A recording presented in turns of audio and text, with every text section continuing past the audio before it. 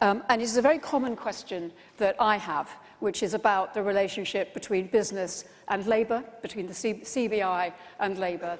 And I think the truth is it's an ongoing conversation and a really important one. We share goals. We absolutely share goals. I talked about some of them this morning, about shared prosperity, about fairness alongside business success. And we are, I think, aligned in those goals.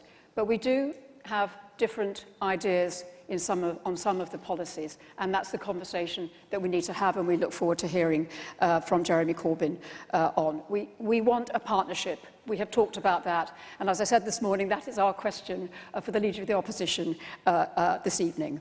So I'm absolutely delighted to be able to welcome today Jeremy Corbyn to the stage. I think we are entirely set up and ready to go. So can I please welcome to the stage Jeremy Corbyn, Leader of the Opposition.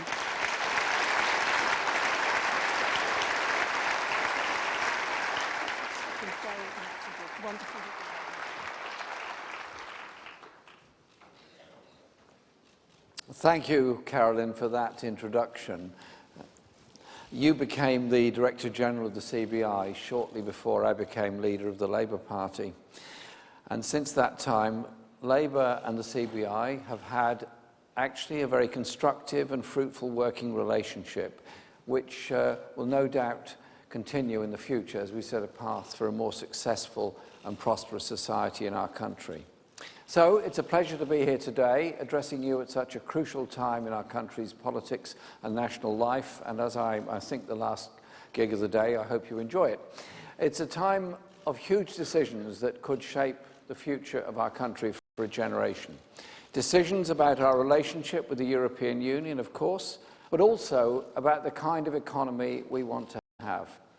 When I spoke to your conference last year, I said that even though we were 17 months on from the referendum, the situation was more precarious than ever. Confusion was at the heart of government, creating an unprecedented uncertainty for you as business people and, of course, for those who work for you in enterprises all across the country. If I said the same today, that would count as something of an understatement. Instead of national leadership, we have a government in complete disarray. As soon as the terms of the withdrawal agreement from the European Union were set down on paper, the government began to collapse on itself. And now the Conservative Party is trying to decide whether this crucial moment in our country's history is the right time to have a party leadership election. That the government has mishandled 2 years of negotiations is now hardly a particularly controversial view, subjecting businesses and their workforces to months of uncertainty. So some perhaps hoped that the length of the negotiations might at least be a sign that the government, rather than negotiating with itself, was negotiating with Brussels, was driving an effective and hard bargain to get the best deal for our economy.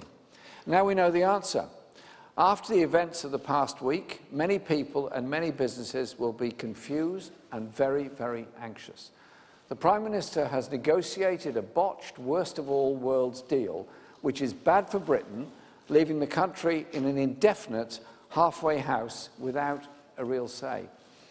The withdrawal agreement breaches the Prime Minister's own red lines and doesn't deliver the strong economic settlement the country needs to support jobs and industry. The deal makes no mention of retaining frictionless trade with Europe and offers only minimal protections for workers, consumers and our natural environment, while hardwiring in further potential restrictions on state aid for industry. Labour has always said that we respect the results of the referendum, but we cannot respect the shambolic way in which this government has bungled these vital negotiations.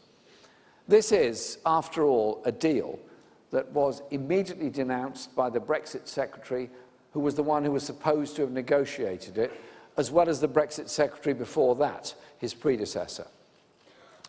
Labour will vote against the government's deal, and if the government cannot get its central policy through Parliament, then we will demand what I think is the only sensible course of action, and that is a general election to decide who will govern this country in the future. But if we cannot secure a general election, then we have to be clear that all options must remain on the table, including a public vote of some form. Terry Sargent, the chair and CEO of the steel giant ThyssenKrupp in the UK, and I believe a lifelong Conservative voter, recently said the Tories have failed business. They aren't making decisions for business, he said. They're making decisions to prevent an implosion of their own party. The result of this skewed priority is a Brexit deal that is simply not good enough. Rather than ending the uncertainty of the last 2.5 years, the government has negotiated what locks in uncertainty for another 2, 3, 4, or goodness knows how many more years. If a comprehensive future relationship is not agreed by January 2021, which frankly few believe is likely after the experience so far, then those negotiations would have to be put on hold, because the focus would inevitably shift from negotiating the future relationship to negotiating an extension of the transition period, meaning another period and further uncertainty. And if the transition period can't be extended, Britain will be locked into a backstop from which it cannot leave without the agreement of the European Union, with no time limit or end point, and no say for this country, sowing the seeds of a backlash in years to come. And that's only the withdrawal agreement. The outline political declaration that was also published last week, which is supposed to signal our future relationship with the European Union after Brexit, runs to a mighty 7 pages. So after 2 whole years, the fruits of the government's efforts to outline our trading future can be set down on just 7 sheets of paper. With no ambition to negotiate a new, comprehensive customs union, no clear plan for a strong deal with the single market, merely a vague commitment to go beyond the baseline of the World Trade Organization. No determination to achieve frictionless trade, or even the Prime Minister's downgraded ambition for trade to be as frictionless as possible, meaning even more uncertainty for the businesses that you represent. And only the scantiest mention of workers' rights, consumers' rights, or environmental protections. After all the speculation about which adjective to use before the word Brexit, hard, soft, clean, red, white, blue, the Prime Minister has taken us into a new one, a blindfold Brexit. A deal designed to get her through the next phase.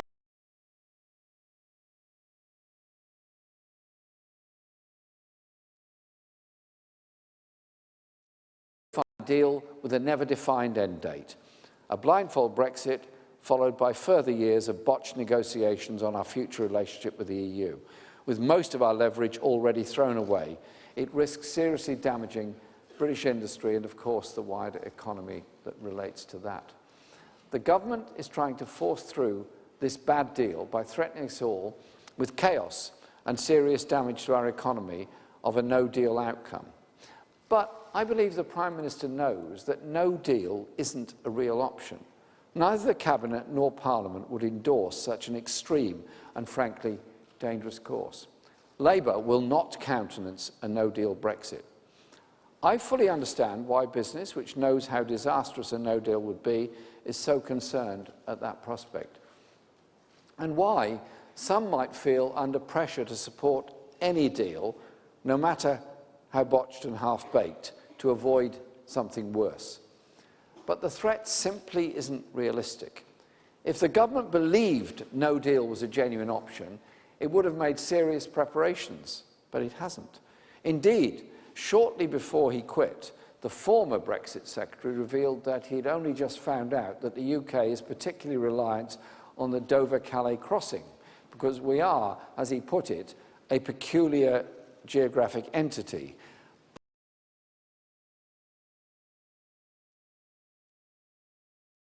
We're only talking about 10,000 lorries a day arriving at Dover, handling 17% of the country's entire trade in goods, worth an estimated $122 billion last year.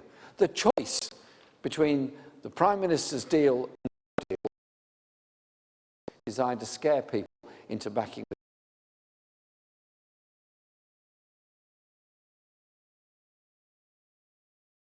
that Corbyn supported and help bring our country together. First, we want a new, comprehensive, permanent customs union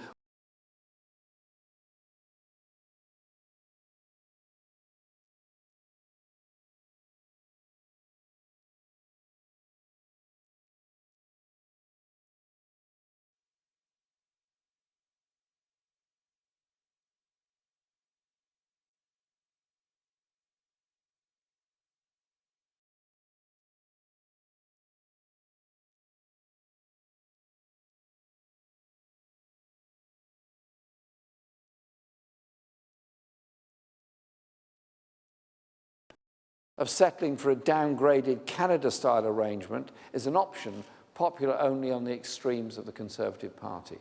It would be a risk to our economy, jobs, and investment in our schools, our hospitals, and all of our vital public services. Third, a deal that works for Britain must also guarantee that the country does not fall behind the European Union in workers' rights or protections for consumers and the environment, which should be a world leader. Our country should be a world leader in rights and standards. We won't let this happen. We won't let this Conservative government use Brexit as an excuse for a race to the bottom in protections, to rip up rights at work, or to expose our children to chlorinated chicken by running down our product standards. A good Brexit plan for this country is not just about what can be negotiated with Brussels. It must also include a radical programme of investment and real change across all of the regions of Britain and the nations that make up the UK. Brexit should be the catalyst to invest in our regions and infrastructure, bringing good jobs and real control to local communities and people. If the Prime Minister is unable to negotiate an agreement that can win a majority in Parliament and work for the whole country, Labour's alternative plan can, and I believe must, take its place. The deal I've outlined has always been possible, putting the economy and jobs first, as both Labour and indeed the CBI have argued in different ways for some time. In January, Caroline called for the UK to remain in a customs union with the EU for the long term. And we agree with the CBI too on the need for a deal that guarantees a strong single market relationship. There is a better deal to be had, and it's not too late to achieve it if the government has the courage to change course or stand aside and let an election take place. The responsibility for how we got to this point certainly lies with the government, both in Downing Street and in the predecessor incumbent to Downing Street as well. But there is a bigger story to tell. In 2016, the country voted to leave the European Union against an economic backdrop of post-crash Britain, 1 million families using food banks, 4 million children living in poverty, and real wages that are lower today than they were in 2010. In towns and cities hollowed out by industrial decline and neglect, with boarded-up shops, closed youth centres, many people voted for Brexit as an act of protest against a political system that simply was not delivering for them. At the root of this was Britain's profoundly unbalanced economy, chronic underinvestment and failed economic policy. That needs to change. The shape of our economy after Brexit will not only be determined by the text negotiated in Brussels, it will be driven by political decisions about the direction we wish to take for this country. We could try to carry on as before, with economic thinking that has fueled instability, insecurity, and brought about crisis. Or we can embrace change and build a more equal and more prosperous society that meets people's hopes and needs. So today, I not only want to talk about getting a good deal with the EU, but about getting a good deal for all of our country's people. You may be working for a big company, struggling with increasing personal debt, striving to meet excessive rent or mortgage payments. You may alternatively be running a small business, scraping by week to week, awaiting payments to come in to cover ever-rising overheads. You may be employed in the public sector, having barely seen a pay rise in 10 years, but working harder than ever, as many of your colleagues have lost their jobs and you're covering for them. Or you may be surviving in a precarious economy, as 1 in every 9 working people now are, maybe getting paid the minimum wage on a 0-hours contract, instantly sackable, never knowing for sure whether you'll have work from one day to the next. When people such as these think about the economy, of course they're asking, what's in it for me?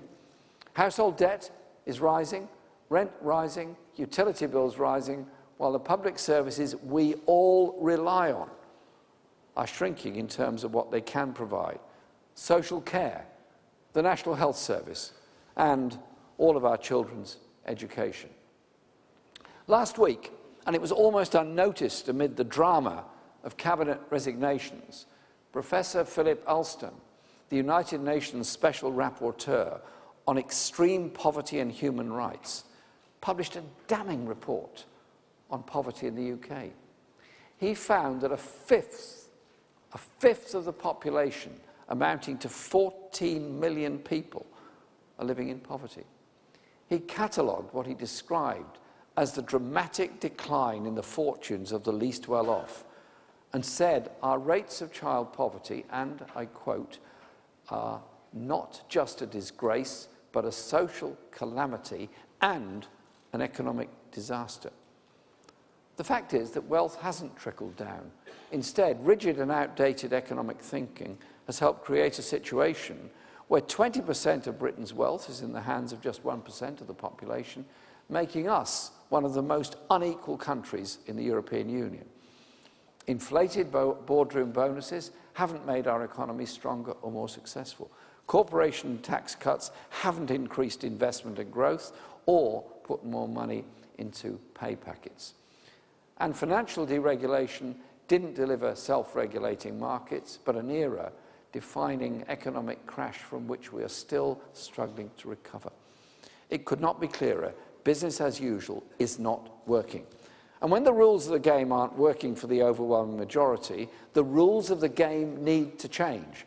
That means a new settlement for business and a stronger say for the workforce, where government will drive a higher rate of investment in infrastructure, education, skills, and the technologies, the exciting new technologies of the future. And the largest businesses that can afford it will pay a little bit more towards the common good from which we will all benefit. So, we will repeal the 2016 Trade Union Act and roll out sectoral collective bargaining to ensure working people can be fairly represented through their unions. And at the Labour Party annual conference in September, we set out a proposal to give workers a say and a stake in larger businesses. We'll legislate to ensure a third of the seats on company boards are reserved for elected worker directors, and we'll give employees a stake in company profits by asking big businesses to transfer shares to be held by workers in trust. Despite the frenzied reaction in certain sections of the press, there certainly isn't any kind of war on business. Actually, it's rather the opposite. We recognise the vast and vital contribution businesses make to our economy and our society. And at the heart of that contribution are your employees. They have an interest in the long-term success of your company because it's their company as well. They have that in-depth institutional knowledge of its day-to-day workings. They have so much to contribute, and giving them a real voice will actually strengthen, not weaken, business. Workers create profits. Giving workers a share in them isn't just fair, it's actually good for business. We believe our plans are necessary, not just to create a fairer economy that can command public legitimacy, but to rebuild our economy for the 21st century and raise productivity and investment. And community, particularly those communities that feel so left behind. Urgent need to increase public investment in the economy. And if the public is going to invest on the scale needed, then people need to feel they have a real say over their own economic future. The UK is the only major economy where investment is falling, not rising. That's holding back our economy, our innovation, and actually our productivity. The failure to invest means Britain's productivity is 15% lower than that of other major economies. So a future Labour government will develop a comprehensive industrial strategy to rebalance our economy, reduce our reliance on the financial sector centred in London and the South East, and increase prosperity in every region and nation of the UK. We'll follow the example of Germany and Canada in establishing a national investment bank and a network of regional development banks. These will provide $250 billion of private lending capital to emerging businesses and cooperatives across the country, getting the money to where it is needed and filling the gaps in lending that have been left by private banks. But as well as the lending gap, we're also determined to close the skills gap. We will create a national education service to provide both vocational and academic training to anyone who wants it throughout their life. It's the best way to ensure people are equipped with the skills they need to flourish. Because education doesn't just benefit the individual who receives it. It benefits the economy, it benefits the whole society, it benefits all of us. We recognise that to close the skills gap, we cannot close ourselves off from the rest of the world.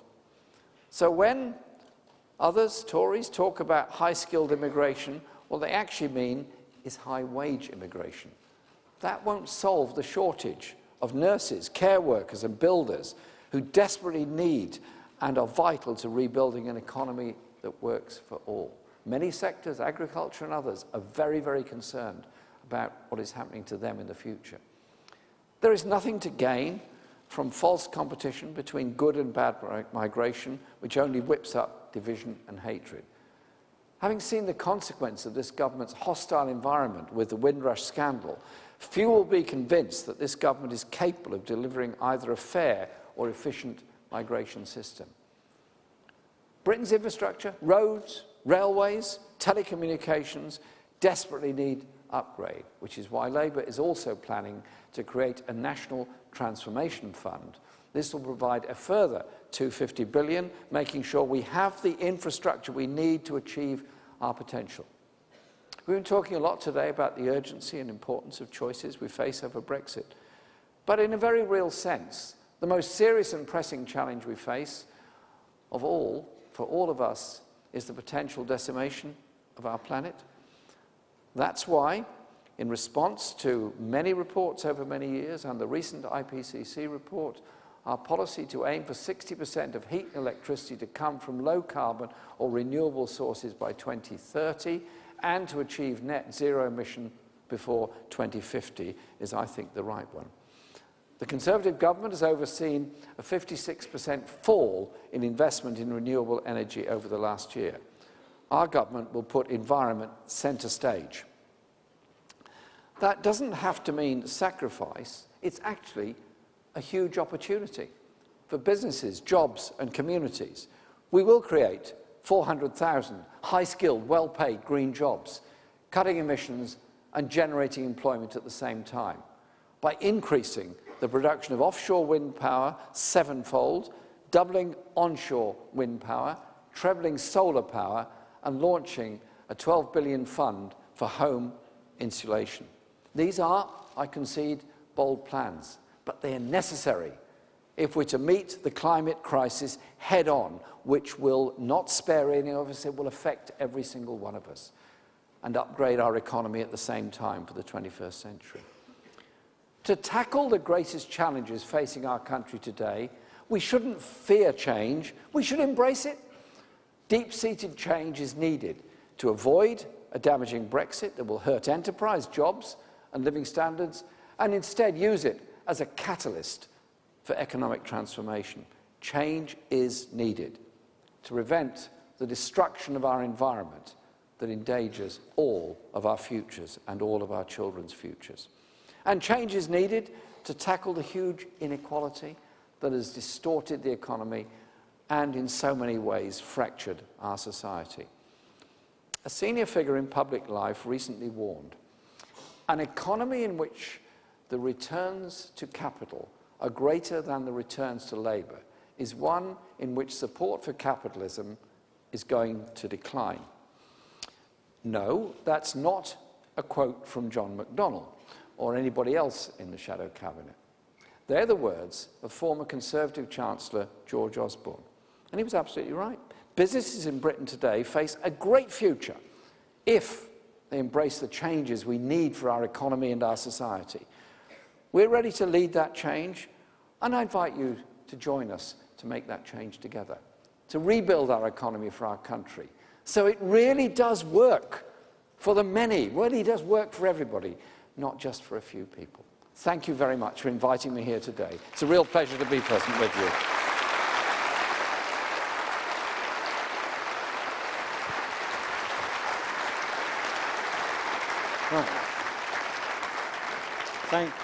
Thank you very much, Mr. Corbyn. Now, Jeremy's kindly agreed to take some questions. I think we've only got time for 6 questions, and we're going to take them in 2 sets of 3. So could I have the first questions, please? I'm looking for paddles.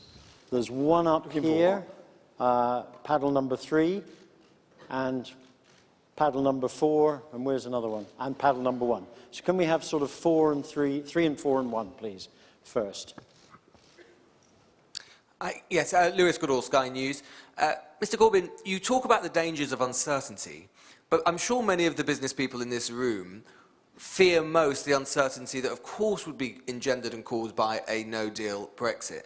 So can you just say exactly why it is that the risk of even getting your deal, which might some people here in an ideal world be preferable, find preferable, why the risks of that no deal are worth getting your deal? And secondly, you just talk also about the idea of another referendum perhaps being on the table. If Labour were to come to power as a result of an election, would the idea of extending Article 50, even by a few months, say, also be on the table so you can negotiate the deal that you want? Okay. And the next one, please. Thank you. My name is Elif. I represent the 5 million young people who are currently using Barclays Life Skills. I wanted to know, as a young person, there's been a lot of negative talk about Brexit today, and I kind of want words of comfort. I wanted to know how you can personally ensure that young people will still have opportunities and hopefulness in such an uncertain future. Yeah. Thank you. And finally, there was one over here, number 1. Hi, Dermot Stern from DSL. We're consultants to the automotive sector. Last week, the Prime Minister said there were now 3 potential outcomes: no deal, her deal, or no Brexit, i.e. remaining. I'm just conscious the theme of our conference this year is the next generation, and we know the next generation, young voters, strongly wanted to remain. So I just wondered, Jeremy, do you have any message specifically for those next generation young voters? Okay, thanks very much for your questions. On the first one, it came from Sky News, our friends at Sky News. I think the prospect of no deal would be really, really serious. If there's no deal, what then happens? Do we crash out? Do we then go into WTO rules? What then happens to all of the regulatory environment, all the trading relationships, and of course the tariffs we may or may not have to pay? I just think it would be an appalling vista. I do not believe anybody actually wants that. We would obviously make sure, as far as we can in Parliament, that simply didn't happen. But it does mean that the government has to be quite serious about bringing this proposal to Parliament, either in its current form. As I understand it, there is still some possibility that it may be changed a bit on the way there. But we have many objections to the deal that's been put up. It doesn't pass anywhere near the 6 tests that we put forward. And so our votes in Parliament will be to attempt to stop this deal and say to the government, you've got to go back and negotiate something else. There is time to do it. And by the way, when the EU says there isn't time, the EU has a long history of 11th hour negotiations. Even the Lisbon Treaty was renegotiated several times. Alif, your question on behalf of young people, I actually absolutely relate to and fully understand. If you look at the voting patterns in the referendum, there was huge votes to remain in London and the central areas of most of our big cities, and there were huge votes to leave in other parts of the country that were post-industrial for many people in them, and the economic opportunities are quite limited. Never underestimate the sense of anger in those communities in the way, ever since the decline of heavy engineering industries from the 1980s onwards, they've seen very little by the way of investment, and they've also seen now 8 years of austerity and cuts in local government expenditure. But also understand, as I hope I do, that young people living in big cities in London want to feel part of the rest of the world. They want that freedom to travel. They want that interaction with people from all over the world. The joy of metropolitan living is something that is very strong to many people. And so I would want to absolutely ensure that we maintain that close relationship with Europe, that our students have the chance to study at universities in Europe and indeed around the world, and I think the life-enhancing experience of doing a year of a 3-year degree at a university in another country is actually a very good one, and I would absolutely want to maintain membership of the Erasmus scheme to ensure that happens. And so I have spent a lot of time over the past 3 years travelling in Europe and meeting political leaders from all countries all over Europe. And so we would ensure there is that close relationship, understanding at the same time the anger that people felt when they voted to leave the EU in the first place. I campaigned to remain in the EU, but I also campaigned to reform the EU in a number of ways.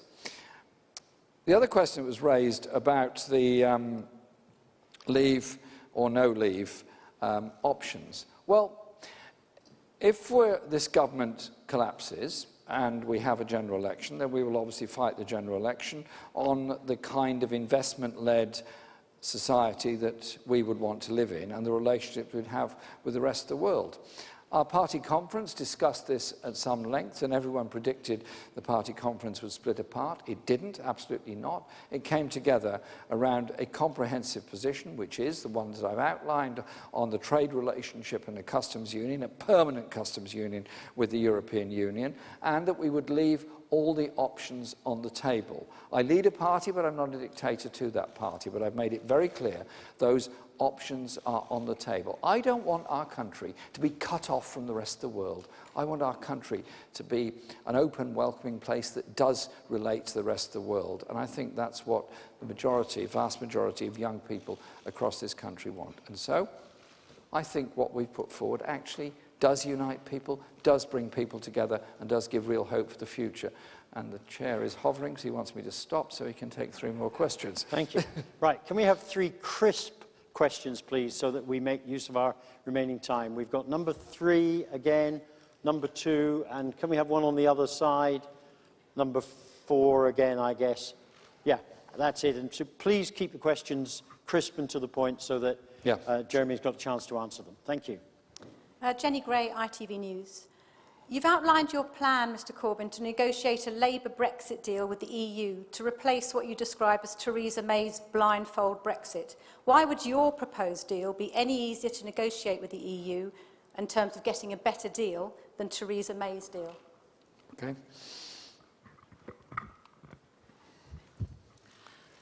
Hi, Stuart Macer, Strategic Narrative. Mr Corbyn, what's your view of people personally doing well financially from businesses they start, found, grow or lead? Where was the final question? Somewhere. Over here, number 2, please. Laura Cohen, Chief Executive of the British Ceramic Confederation, a trade association for ceramic manufacturers across the UK. With 130 days to Brexit, what practically, how can you get the concrete measures you are proposing agreed in time to avoid the cliff edge of a no-deal Brexit that would be so damaging for UK businesses and UK jobs and UK investment? Thanks. First of all, Greg from ITV News, thanks for your question. The difference between us and the Conservatives are that we would not be approaching negotiations with the EU on the basis of a series of threats to the EU. We're not looking to turn this country into some kind of Singapore-style tax haven on the shores of Europe. What we want is, as I've outlined, the kind of high investment, high productivity society that I think pretty well everybody in this room would certainly want to go to as well. What we've had is the Trade Secretary going around the world announcing that he was going to negotiate 40 trade deals and it would be easy to do. I haven't heard of one that's been agreed, even in any kind of outline form with anybody. The world simply isn't like that. About half of our trade is with the EU, and I think we should be looking to protect those jobs and those trade arrangements, and also, by giving some degree of certainty, make sure that the investment decisions that are so important for the future are still made to keep those manufacturing jobs in this country. So I believe the approach would be very, very different as well. Stuart, your question about people doing well is sort of on the philosophical end of the event today, and I like that. No, I don't have a problem with people doing well at all. Indeed, I work with and know many people in my own community and other places that do set up and establish small businesses, and sometimes they grow to be considerably bigger. They all go through the pain of trying to get a premises if they're making things or selling things, trying to borrow the money to do it, trying to fix it up and all that to get started. And they work incredibly hard, and they do take huge personal risks to achieve it. Some fall by the wayside and those businesses don't make it. Others do very well. I don't have a problem with that. I don't have a problem at all with that. Quite the opposite. It's actually the dynamic that's brought about much of the technical and economic development we've got in this country. But two things need to happen. One is those innovative, creative people that have designed so much of the high technology we've got need support to do it and need access to appropriate funding to get their businesses going. And if they do become incredibly rich, then I invite them to be happy with their wealth, but also to share it a bit by paying their taxes as appropriately, so that our public services are there for them just as much as they're there for everybody else, so that we don't have this horribly divided society. I don't think any of us want to walk past rough sleepers on the way into our businesses every day. What we want to do is walk into our businesses knowing that we have a society that does care for the very vulnerable and those that have suffered all kinds of catastrophes in their lives. That makes for a happy society. Many, I'm sure, in this room give and support charities in lots of ways and give lots to their community, and I thank businesses for that. But it's also important that we do have properly funded public services to make sure those services are there for all time.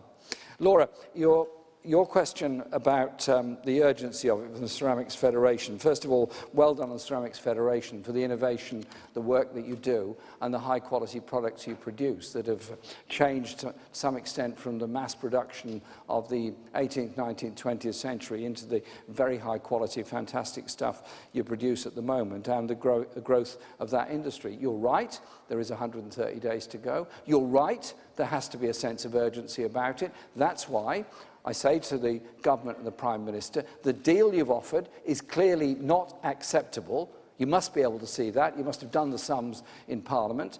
And all the measurements of public opinion indicate it's not acceptable either. So recognise that and go back and negotiate something that I believe can bring people together, which is where I suggested. So instead of this idea that we remove ourselves from any decision-making for several years and then the EU can decide where and when we are not part of that any longer, instead negotiate the principle of a customs union, a permanent customs union with the EU, so we'll have that stability of knowing where our trade and our markets are, and that stability of that relationship with what is, after all, a very important trading partner for us. And I finish on this point. I'll try and understand why people voted in the different directions they did in 2016 and put forward proposals that bring people together, that put forward economic and social proposals that bring our society together. And when societies are brought together, they're much, much stronger. They're weakened by division, weakened by poverty, and weakened by a lack of investment. Thank you very much for inviting me here today to your conference. Thank you very much. We could have had a much longer question session. Next year we'll put you on a bit earlier if you're willing to do it. We'll give you 3 hours of questions. Thanks a lot. Okay, well look, I think that was... Please join me in thanking Jeremy Corbyn, the Leader of the Opposition, for taking the time to be with us today and sharing his vision. I think we should give him a clap on the way out.